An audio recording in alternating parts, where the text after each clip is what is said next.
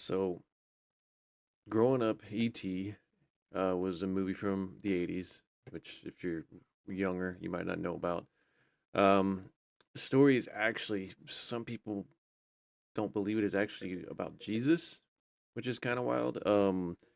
Harrison Ford's wife at the time wrote the treatment, wrote the script, and I've seen some stories about E.T. being a Hollywood ripoff of an Indian movie. I know there's one out there. I don't know how true or real that is, but there's a possibility of that. Look that up if you're interested. Um, but what I always heard was that Harrison Ford's wife at the time wrote this story, E.T. the Alien. Steven Spielberg was um, just loved it because he had been working with Harrison Ford on Indiana Jones and made the movie. And then later, somebody asked Spielberg, like, "Did you know the movie was about Jesus?" And he said, "What are you talking about? No, it's not." And he asked, Harrison Ford's wife. She goes, "Yeah, the story is about Jesus. It's this guy descends from the heavens, heals and represents love and healing and caring for everybody. He dies and then comes back to life and then goes back up to the heavens." So if you didn't know that, you know that now. But did you know that Spielberg had written a treatment for a sequel to E.T.? Um, Hollywood does that. I mean, that's just what it is. You have a successful movie, they're going to try to either franchise it or they're going to try to, in those days, back in the days, they would try to make a sequel out of it. And most of the time, the sequels were just garbage. But yeah, so Spielberg did a sequel or wrote a sequel on ET, and it's not what you would expect it to be. I found this story. It's on YouTube from this page, Bullets and Blockbusters, and it's interesting to say the least. Um, love YouTube in there. Is arguably the greatest director of all time. So,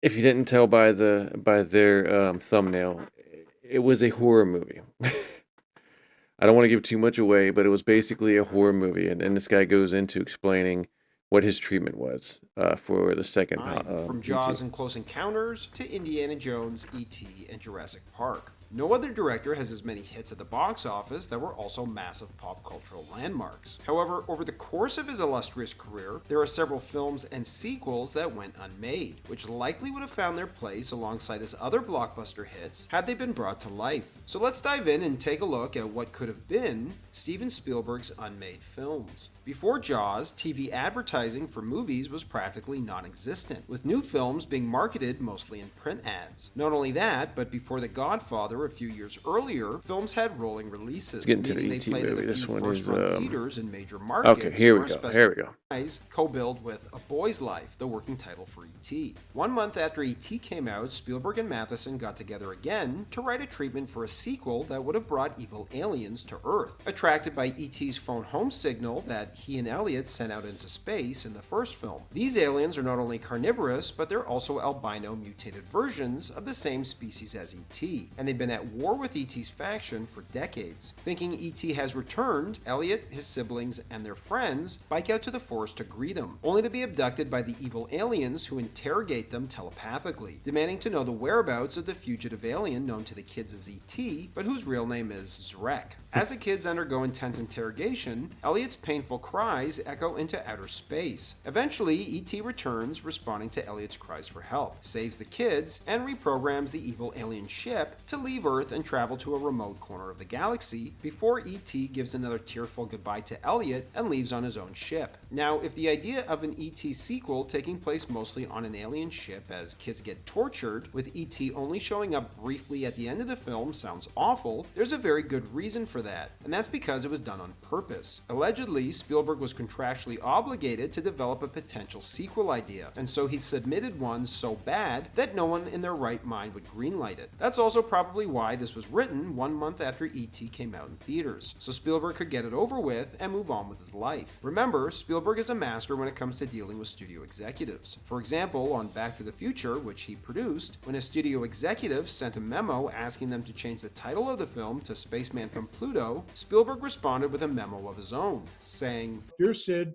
thank you for your most humorous memo of November 14th. We all got a big laugh out of it. Keep them coming." So yeah, they were going to make You a wouldn't settle for a Bateman when horror there's movie Batman? where evil aliens came down looking for Hello, ET. everybody, and welcome back to Canned Goods, the show all about the movies that will never. The year is 1982. E.T. the Extraterrestrial releases worldwide and is an absolute smash hit. The film will go on to gross $619 million worldwide and dethrone Star Wars as the, at the time, highest grossing film of all time. But right before any of this happened, just before the movie was set to release, Steven Spielberg was approached by Universal Pictures, who wanted to know if he had any ideas for a sequel. Universal similarly attempted to court Spielberg to do a sequel to his first blockbuster, Jaws, to no avail. E.T. was indirectly born from his desire to not make a sequel for Close Encounters of the Third Kind. At the time, he was notorious for this no-sequel stance, but shockingly enough, Spielberg agreed to take a crack at E.T. 2. He reunited with the original film's scribe, Melissa Matheson, and the duo were able to crank out a 9-page plot treatment dated and completed July 17, 1982, just a little over a month after the first movie's premiere, titled E.T. 2 Nocturnal Fears. The treatment for Nocturnal Fears has been floating online for years now, and while it's only 9 pages, it gives us a pretty good idea about what the film's general plot would have been. So without further ado, let's dive right in. In the night sky, there's an emotion churning about. The stars twinkle blankly, expressionless, as if to say, I'm just gonna. I mean, just thinking about this put me back in that frame of reference as being a kid in the late 80s. Hey, man, like, movies were spooky. Even, like, kids' movies were spooky. The way they were done was just so well done, and maybe sometimes just because they didn't have enough money or technology for it, they just had to do what they had to do. But, like, even E.T., that original movie, is somewhat traumatizing for kids. On some level, it scared the crap out of me the first time I saw it as a kid. I can only imagine just picturing this movie starting off with a night sky and just, you know, from an 80s film perspective, none of this 4K, 8K nonsense where everything has to be so bright that you can see a penny from, 10 feet away from where an actor's standing, just ridiculous nonsense. God, I just got goosebumps thinking about, visualizing that as a kid. Ugh. something is wrong. There's a slight breeze disturbing the treetops. Or is it? Through gnarled branches we gaze upon a familiar sight. In what seemed like only the blink of an eye, something has penetrated the night sky and nearly avoided our attention. A small noise followed by streaks of stray light further acknowledge its presence. A door is being opened on the giant ornamental mothership now resting in the forest clearing. A door opens and extends outward to make a ramp. Light pours from within, and a figure emerges as a silhouette. The creature moves in a familiar fashion. A waddle. School's now come to an end for Elliot, Michael, Gertie, and their many friends. For most youngsters, summer is something to look forward to. This is not the case for a handful of children this summer. Summer is, unfortunately, a continuation and concentration of the feelings and thoughts the previous months only hinted to. For these few kids, summer promises only one thing: loneliness. This marks the first of many summers without their little alien friend nicknamed E.T. Hard as it is, the children cope. Elliot, Michael, and Gertie are closer to one another since memories, and Elliot's mother, Mary, is still waiting for that. Seems to be showing signs of life. Movement could be detected within the ship. The aliens on board are evil. They've landed on Earth in response to distress signals designating its present coordinates. These aliens are searching for a stranded extraterrestrial named Zrek, who's sending a call for help. The evil creatures are carnivorous. Their leader, Coral, commands his crew to disperse into the forest to acquire food. As the squat aliens leave... What fantastic names like they came up for space entities in the 80s. It was just like they just made a noise. It was like, that'd be good. Zerk, yeah, that's good. Core, yeah, that's fine. Blur, yeah, that's good. Like, they didn't want to give it any sort of like English sounding name. They just, my chair making this noise. Yep, that's a name. Skrgak. Leave the gangplank, each one emits a hypnotic hum, which has a paralyzing effect on the surrounding wildlife. These creatures are an albino fraction of the same civilization E.T. belongs to, and these two separate groups have been at war for decades. Coral approaches the top of the gangplank and raises his frail arms outward as his yellow heart. So I don't know if this guy will mention it in the video. We'll watch and see. But as we saw in the previous video, that guy stated that this treatment wasn't to be taken seriously. That Spielberg, and Spielberg is known for that. Spielberg does not like to direct sequels. Um, he, I mean, I'm sure I can't think of one right now, but if you think of Spielberg, he always just does the first movie and then lets the studio. He might produce it, um, co-write, whatever. But I think the only thing that I can think of that he actually is the Indiana Jones stuff. And the first three were great, and then the last few, well, and of course he didn't direct this last one, the going into time nonsense. I can't remember what the Dial of Destiny. He didn't direct that one, but Spielberg was always known. He always had that rule that you never make a sequel to a mega blockbuster movie, or if you do, you don't direct that next movie. Um, like I said, he has gone back on it in some cases, but so we'll see if this guy states that, because the way he's talking about it, he makes it seem like this was an actual script that they were writing. But I guess it's we'll look at that in a minute. Heartlight summons his crew back to the mothership. For a moment, the aliens are paralyzed themselves. The tiny creatures eventually look up with their large, expressive red eyes and begin their orderly processional back up into the spaceship. Inside the craft is a vast assortment of large plants and animal-like beasts in cages of light, obviously specimens from past voyages. At Elliot's home, we see him climbing onto his roof to check E.T.'s communicator, which has been anchored down and sending messages into space ever since E.T. left Earth. Elliot's father returned from New Mexico months before and filed for divorce and moved back to New Mexico, but Elliot's family has seen harder times, and the fact that Mary has been dating Dr. Keyes since they met just before E.T. in common. E.T. With Verizon, you could save big on all. Oh, love advertisements. Told his story time and time again about his meeting with the toward more positive and rewarding goals. He didn't continue Let's to live see in a about the dream with aliens. Steve, Tyler, and Greg, and tells them to ride their bicycles to the forest clearing because E.T. could be coming back. There have been numerous reports of unexplained cattle mutilations in the surrounding countryside. At the clearing, we sense danger. We see shadows and undefined forms lurking in the nearby forest. Night is falling, and in the distance we hear a commotion. Elliot and his friends are converging on the clearing, unaware of any trouble.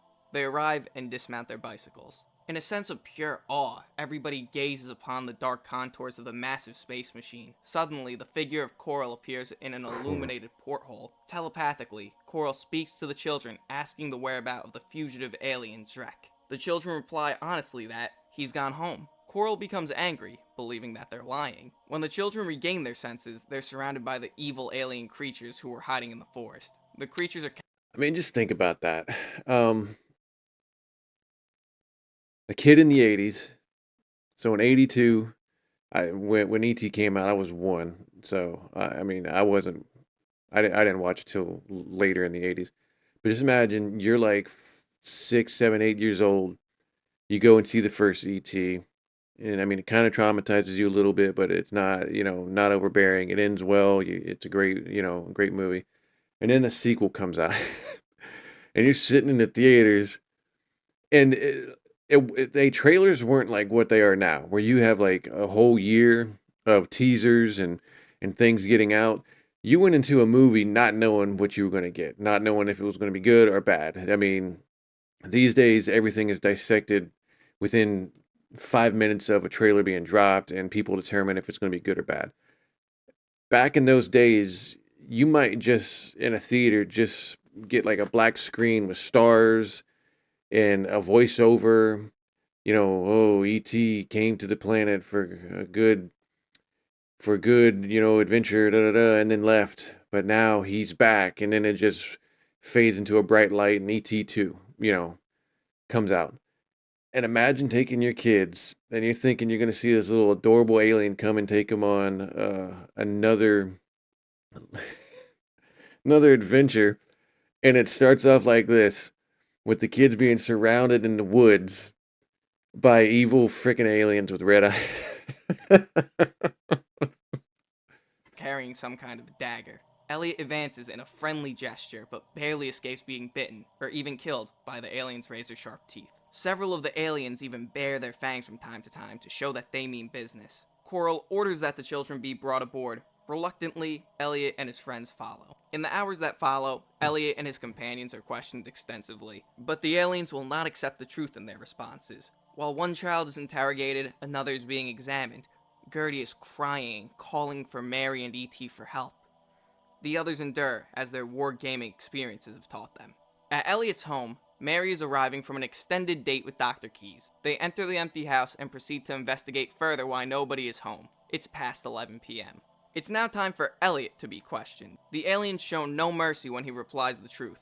The questioning process only intensifies when they learn from his memory that he's dealt directly with Drek. The pain is tremendous for Elliot, and he breaks down and begins screaming for E.T.'s help. Elliot blacks out, but the echoes of his last cry can be heard from a distance. At this point, we follow upward, the echoing cry for E.T. into the cosmos, where the painful cry seems to die. In the meantime, Keyes and Mary decide not to call the police yet. They hear a strange noise coming from somewhere. They finally realize that the strange sound is coming from the roof. Mary leads the way to Elliot's room, where there's a trapdoor leading to the attic. From there, Keyes climbs out a window and up onto the rooftop. He witnesses a bizarre sight. The communicator is vibrating crazily and rotating to a new position. The keyword readout is repeating the same entry: E.T., help, Elliot, soon. Keyes calls Mary onto the roof. When she arrives to read the message, they embrace and go back through the attic into for the forest clearing. Elliot is physically and mentally drained now. Because he's no longer of any use to the aliens, they carry his limp body into a light cage, where Michael and Yeah, man. I mean, like I said, that other video made it seem like Spielberg just and the co-writer just threw this out there because they didn't want to do a sequel. That Steven didn't want to do a sequel. So it sounded like they were trying to get this dark because they knew that the studio would be like, "The hell are y'all smoking?" Because yeah, there's no way kids would have sat in a theater in the first hour of this going on, man. You would have had you would have had so many parents carrying crying kids out of a theater for this. Gertie are already resting. Suddenly, we hear a strange resonating hum throughout the ship. Yet it's not coming from within the ship. Okay, so All ET the shows evil up. aliens Let's freeze. see. A hatch Why did it opens get canceled? After the success of E.T., Oh wait, Spielberg let's talked see what these things look like. They show like a drawing of. So this is what it was gonna look like. Hey man, that would give me nightmares right now if I was in a theater and saw that thing. And I'm 44 years old. I can only imagine if I was 8, 9 years old and in a theater, and you got a bunch of these things snarling at kids, taking them on, and you're thinking you're getting a lovely, "Oh, and you get this thing trying to eat kids. Holy crap! I would have been in therapy for the rest of my life. All right, let's get to it. After the success of E.T., Spielberg talked openly about the sequel happening in the months immediately following the movie's release. But after that, he went radio silent. A possible explanation is that he maybe was high on the success of the movie, and after the hype died down, he realized that maybe a sequel wouldn't be the best idea. And we actually have a few pieces of evidence to back this explanation up. In March of 2018, Drew Barrymore, who played Gertie in the original film, in an interview with Andy Cohen, stated that there was a lot of talk within his camp about sequels, but he never wanted to make them because he felt like what he did is just what it should be. She then recalled a conversation she had with Spielberg when she was just 7 years old, and the topic of E.T. 2 was brought up. He said, "Nope, we're never gonna make a sequel. It's just as it is." That was his philosophy, so who was I to question it? Though the most telling statement comes straight from the horse's mouth.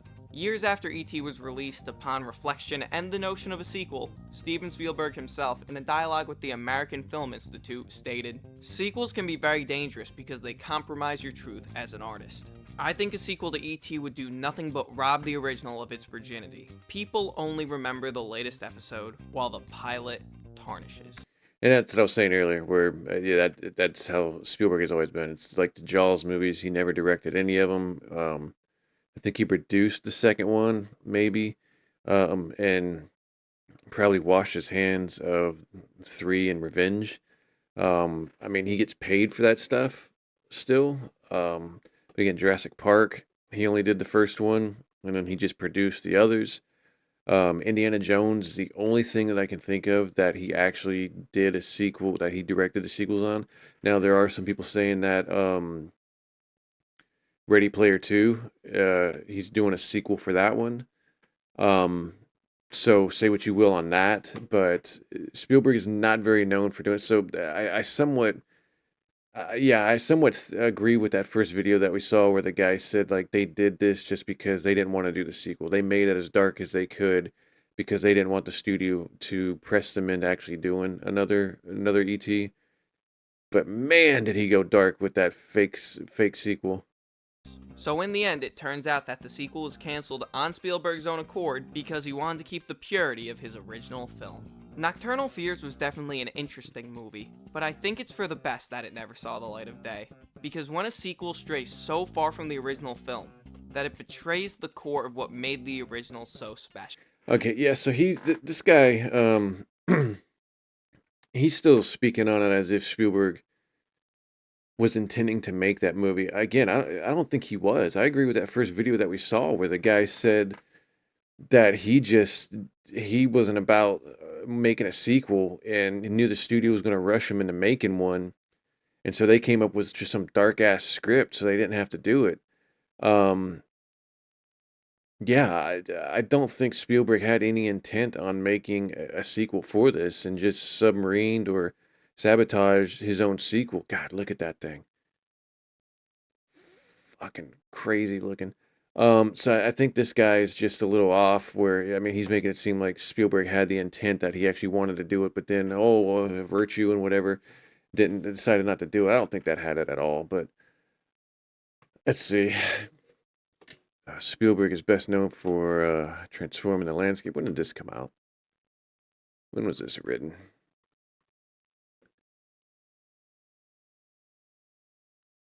It's got no date on it. Okay, no, it was back in February. Okay. Um, Raiders of the Lost Ark, Jurassic Park, Bridge of Spies. Spielberg admitted E.T. was the moment during his childhood when his parents got divorced. Captivating.